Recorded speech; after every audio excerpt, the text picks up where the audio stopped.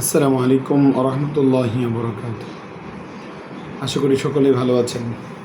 নুরি Medina model মাদ্রাসার পক্ষ থেকে প্রত্যেক তালেবে ইলম শিক্ষার্থীদেরকে আন্তরিক মোবারকবাদ। আজকে আমরা যে টপিকসটা নিয়ে কথা বলবো সেটা হচ্ছে পড়া মুখস্থ করার পদ্ধতি। আমরা এই টপিকসটাকে আমাদের নুরি মদিনা মডেল মাদ্রাসার বিভিন্ন বই, ডায়েরি, শিক্ষা অনেক উপকরণের সাথে সম্পৃক্ত করেছি, যেটার দ্বারা অনেকেই হয়তো আমাদের এই টপিকসটা পড়ে দেখেছেন। আজকে আপনাদের সাথে অনলাইনে টপিকসটা নিয়ে আলোচনা করব। টপিকসটা কতটুকু কার্যকরী, আলোচনাটা শোনার পরে কার্যকরী মনে হলে এর দ্বারা দিনের খেদমত যে না হয় সেই উদ্দেশ্যে কথা বলা। বাকি টপিকসটা কেমন হয়েছে জানাবেন ইনশাআল্লাহ।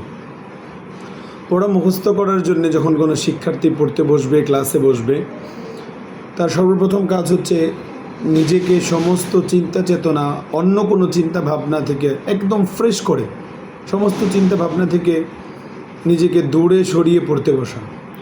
পড়া মুখস্থের সময় এক ছাত্র আরেক ছাত্রের সাথে, এক শিক্ষার্থী আরেক শিক্ষার্থীর সাথে কোনো রকম কথা না বলা। বিশেষ করে হিফজের লাইনে যারা হিফজ করে, তারা যে লাইনটা পড়তেছে, যে আয়াতটা পড়তেছে, যে আয়াতটা পড়তেছে বা যে পৃষ্ঠাটা পড়বে, সেটা মুখস্থ শুরু করার আগে একাধিকবার সুন্দর করে দেখে নেওয়া, যেটাকে আমরা নাজেরা বলি। সুন্দর করে আগে নাজেরাকে ঠিক করে নেওয়া, এটা অনেক গুরুত্বপূর্ণ একটা বিষয়। এরপরে একটা লাইন বা অর্ধ লাইন, এক আয়াত, অর্ধেক আয়াত, এইভাবে একটু একটু করে মুখস্থ করে করে সামনের দিকে আগাবে, আর পিছন থেকে সে আবার এই পড়াটাকে আবার পড়ে আসবে। যেমন মনে করেন সে অর্ধেক আয়াত মুখস্থ করেছে, তারপরে দ্বিতীয় অর্ধেক আরেক আয়াত মুখস্থ, একটা এই অর্ধেক মিলে দুইটা আয়াত, ভুল বললাম, অর্ধেক মিলে একটা আয়াত হয়েছে। এখন সে এই আয়াতটাকে পরিপূর্ণ একবার পড়েছে, এরপরে সে সামনের আয়াতের অর্ধেক অংশ আবার পড়বে। এইভাবে তার 1.5 আয়াত হলো, সে আবার পিছন থেকে 1.5 আয়াত পড়ে নেবে, এরপরে সামনে অর্ধেক অংশ 2 আয়াত হয়ে গেল, এখন সে আবার 2 আয়াত পড়বে। এইভাবে সবককে, পড়াকে সামনের দিকে অগ্রসর করা। এরপরে তার 5টা লাইন হলো, অথবা 2টা লাইন হলো, অথবা 3টা লাইন হলো, অথবা অর্ধ পৃষ্ঠা হয়েছে।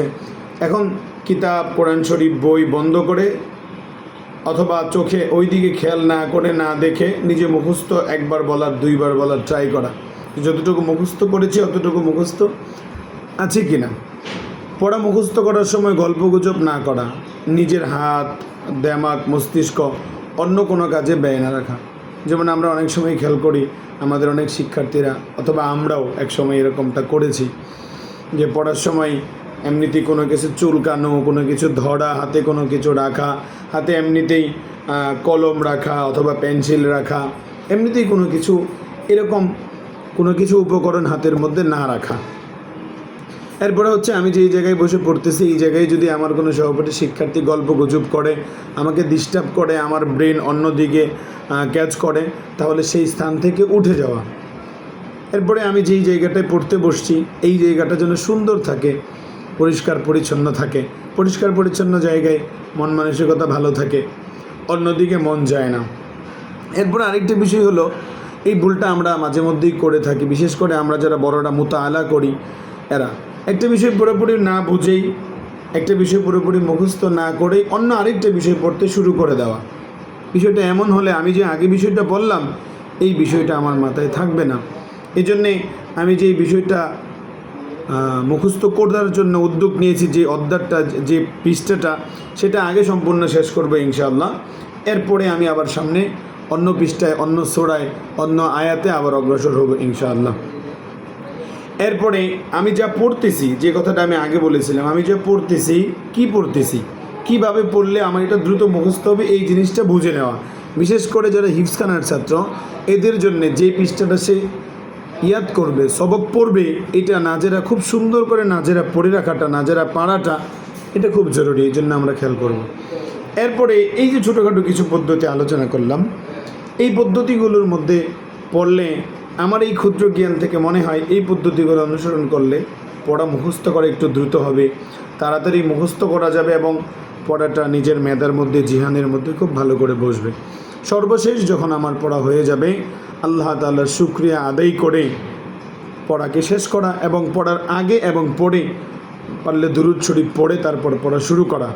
সর্বশেষ যেটা কথা, রব্বি জিদনি ইলমা, এটা পড়ার দ্বারা আল্লাহ তাআলা এলেমের বরকত দান করেন, মেধার বরকত দান করেন। এই জন্য বেশি বেশি দুরূদ শরীফ পড়া এবং রব্বি জিদনি ইলমা, এই জ্ঞান বৃদ্ধির দোয়াটা বেশি বেশি পড়া। আল্লাহ পাক রব্বুল আলামিন আমাদের সকলকে কবুল করুন, আমিন। আসসালামু আলাইকুম ওয়া রাহমাতুল্লাহি ওয়া বারাকাতুহু।